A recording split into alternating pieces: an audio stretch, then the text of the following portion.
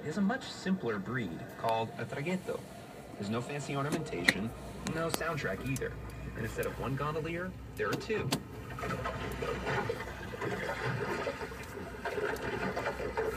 They're typically used to get locals from one side of the Grand Canal to the other, and they cost just 70 cents. Back in the 18th century, when Canaletto was painting the city, there were thousands of these gondolas. But for the past several decades, the population of Venice has been shrinking as tourism has ballooned.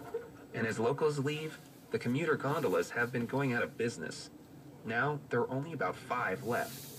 So, Niccolo Zen decided to do something about it.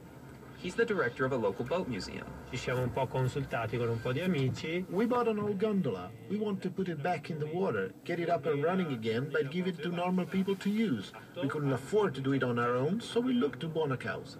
Buona Causa is like Kickstarter, a simple website where donors from all over the world can contribute. Zen won't charge for rides. He just wants locals to use it for stuff like buying groceries and going to work.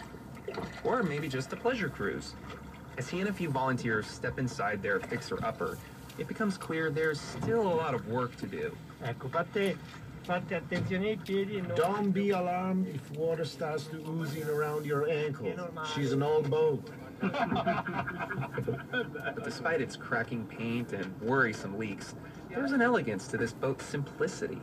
It rests on the surface of the water like a giant banana leaf, the perfect boat for Venice's shallow green canals.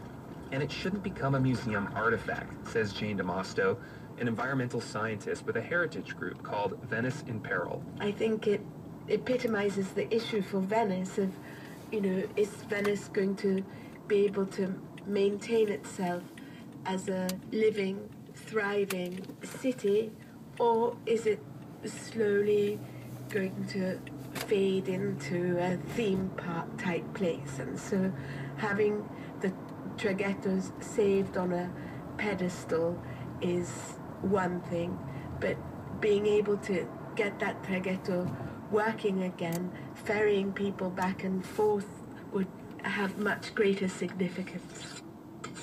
The traghetto that Niccolo Zen and his team are restoring is already working in between repair stops and the workshop. Zen says they still have a way to go on their crowdfunding campaign. Sta andando bene We're more than halfway to our goal of 2,500 euros. There's a lot to do, but we've been so encouraged to see people give a few euros here and there. They're realizing the importance of saving this boat and keeping Venetian culture alive. Just recently, a woman from Spain donated 200 euros towards the project. Now all Zen needs is a few more gifts like that. They're not just fixing up a boat, he says. They're saving the heart of the city.